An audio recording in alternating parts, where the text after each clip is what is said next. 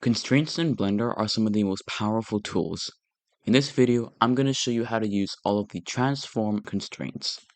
There are other kinds of constraints like motion tracking and relationship constraints, but those are outside the scope of this video. The first constraint is the copy location constraint. To use this, simply where it says target and the eyedropper picker, pick an object in your scene. For me, I just duplicated the cube and just moved it a little bit.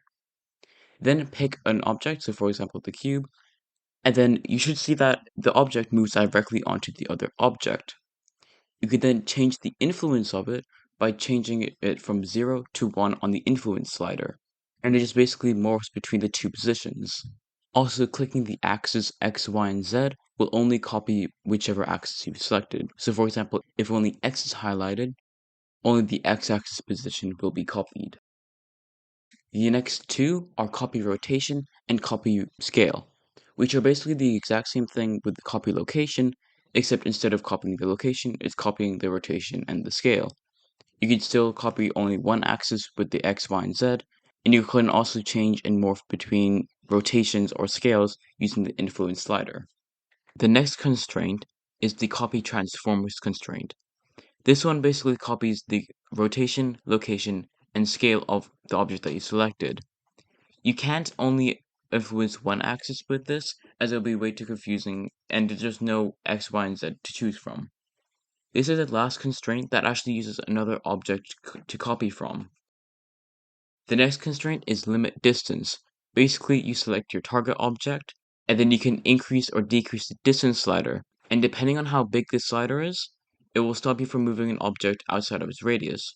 So for example, if you have it set at 4 meters, the other object that you have the constraint on will not be able to move 4 meters or more away from the target object. The next one is limit rotation, which you can just limit on the X, Y, and Z by changing the min and max sliders. This one doesn't use another object, and as well you can change the influence to change how hard this effect hits the object. For limit scale, it's kind of the same thing as rotation, except it's the scale. You just set a minimum and maximum X, Y, and Z, and you can change it so it only changes the Y, the X, or the Z. The next one is maintain volume, which is probably one of the coolest constraints, as what it does is it makes sure that when you scale an object up or down, or left and right, it doesn't change its volume, so it becomes more realistic if you want to add like some squish to your animation. The last constraint in this video is the transformation constraint.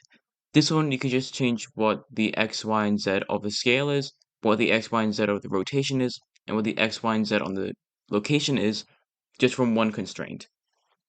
Thanks for watching this video on constraints. If you want to learn more about Blender, check out the other videos on my channel. Thanks for watching. I'll see you in the next one.